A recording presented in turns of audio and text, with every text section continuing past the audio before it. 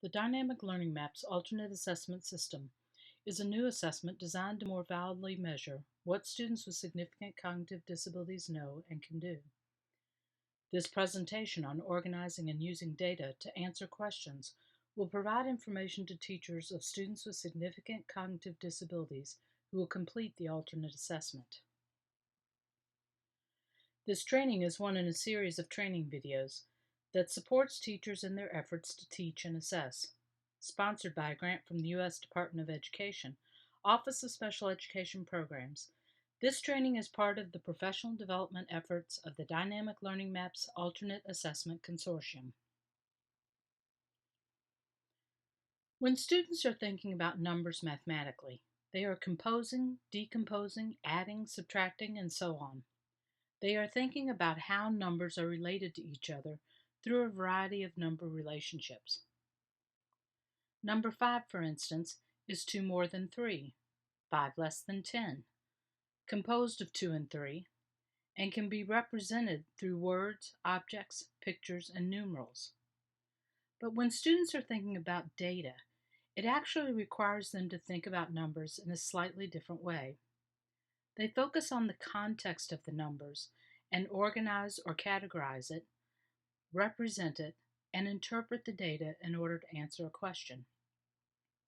Although there are times when mathematical procedures are performed on the data, the end result still comes back to representing and interpreting the data to answer a question. Anytime students are working with data, they need to have a clear understanding of the context. Take a look at this graphing mat. What are some of the questions that may have been asked in order to generate this data? Here are some possible ideas. Which of these fruits do most students like the best? Which fruit do most students think has the strongest smell? Which fruit do most students want for lunch? Or which fruit do most students think the classroom turtle likes the best? Without the context for the graph, this activity becomes about counting and comparing numbers rather than an interpretation of the data.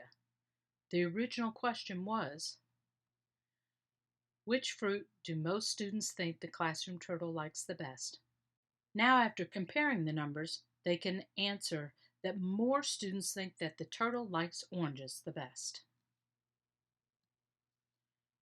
Across the course of the years, the DLM Essential Elements ask students to interpret data from increasingly more complex displays. Starting with objects on a graphing mat, students will sort real objects into groups, and then those groups are lined up for comparison. Students then begin working with picture and bar graphs, which require a little more abstract thinking, but can still draw on a student's prior knowledge of one-to-one correspondence to make comparisons. Object, picture, and bar graphs are useful for illustrating categorical data. For example, favorite TV shows, favorite ice cream, number of pockets on clothes, or number of people in the family. Line plots, on the other hand, are counts of things along the numerical scale.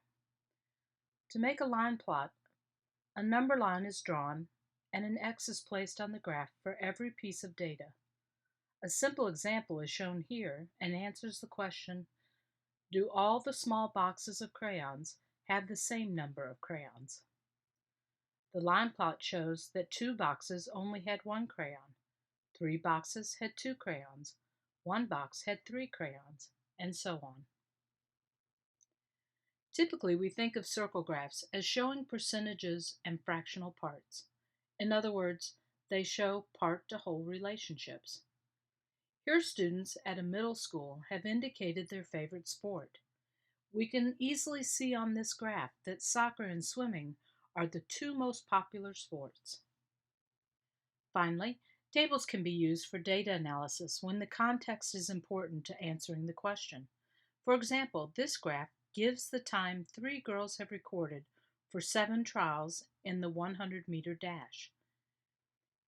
If only one girl can compete in the upcoming race, which girl would you choose and why? My answer would be Sue. May's times have gone up and down across the races. Beth's times have increased, and Sue is the only one who has decreased her time each race. Pause for Activity 1.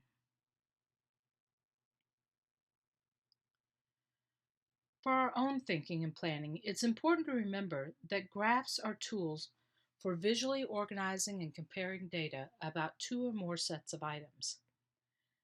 They can provide a way for students to apply what they know about classification, counting, and one-to-one correspondence. For example, you might start by asking children to look at a bowl filled with 8 to 10 cars and trucks and say, I wonder if we have more cars or more trucks. What's your guess? Invite the students to estimate how many of each kind are in the bowl. Record their guesses on paper. Then invite some students to sort the items into two piles. Explain that you now have two sets of things. You might ask, what do you think now? Are there more cars or more trucks? Do you want to change the guess you made earlier? Write down their ideas. In this example, students are organizing the data simply by decomposing one pile to make two piles, and then making a more informed comparison. According to the Ontario Education Department, organizing data helps to reveal information that would not be apparent if the data were randomly arranged. By organizing data into groups or categories, it is easier to interpret information and notice relationships, trends, and patterns. Information that is revealed in organized data often provides the answers to the questions that prompted the collection of the data. Sorting objects and making piles is a good place to start, but for data comparisons, it's not very efficient. Teachers will need to model other organizational strategies, and using a grid is a good next step. Ask students to count with you as you make a row of one type of item by placing each one in a square on the grid. Explain, I'm putting all of the cars in a row. Each one goes in a separate square, one after the other. Make a second row of the other type of object. Explain that this is a graph using real objects. Repeat your previous question. I wonder if we have more cars or more trucks. What's your guess? Ask students to respond, encouraging them to explain their answers. What makes you think so? Or how can you tell? Record their ideas next to their earlier estimates. Look for students to use words such as more, less, not same, some, all, little, big, or different. Provide students with multiple sets of materials so they can explore this new graph further. Watch to see if they are using one-to-one correspondence as they count and put each object into a space. Provide grids or graph paper for graphing sets of small objects, such as handfuls of colored cubes. Talk with students about their results. Sarah's graph has a row of 5 red cubes and a row of 10 blue cubes. Monte's graph has 8 green cubes and 5 red cubes. What else do you notice about your two graphs? Encourage students to compare graphs. After students have had lots of experiences with graphing two sets of objects, see if some students are ready to compare more than two sets. Some of you are wearing long sleeves, others have short sleeves, and some have no sleeves.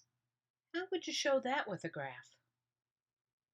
Every time a new type of graph is introduced, teachers will need to model the organizational strategy and provide explicit instruction on how the graph is used.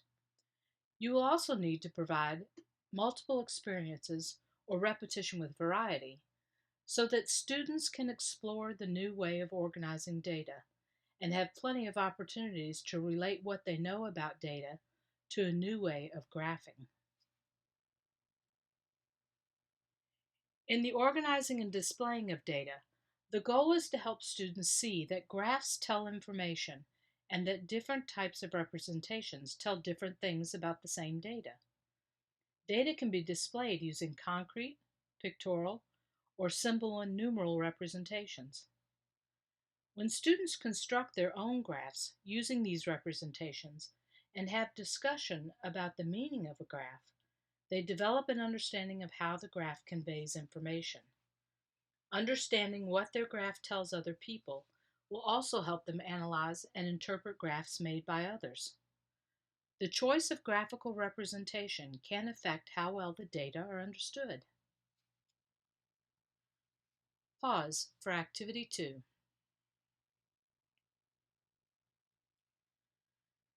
Van de Waal and his colleagues suggest that there are 4 basic steps that students should follow when working with data. The first step is formulating or understanding the question that the data will address. We discussed this earlier in the presentation and referred to it as understanding the context. The second step is collecting and/or displaying the data, and although students may not always collect their own data, they still need to be involved in the classifying and displaying of that information. The next step is analyzing the data, comparing data using basic vocabulary such as more, less, and same.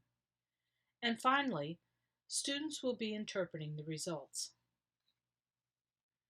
When interpreting results, students are to consider the data set as a whole rather than each individual piece of data displayed. This is that shift we were talking about earlier in the presentation in the way students think about numbers. Thinking numerically, students look at this display and want to say things like, there are 5 red cubes and 10 blue cubes. But when thinking statistically, students need to focus on the context of the situation, seeing what can be learned from the data. In this case, students might be answering the question, what do the numbers tell us about the favorite color in our classes? How do the numbers from our graph compare to the numbers from Mrs. Jones's graph? Looking at both graphs, what is the least favorite color in both classes? In later grades, students are also considering the data set as a whole rather than as individual pieces of data. They will focus on the shape of the data. Is the data increasing, decreasing, or staying the same? For instance, the bar graph shown here has a trend that is decreasing, whereas the trend in the line graph is increasing.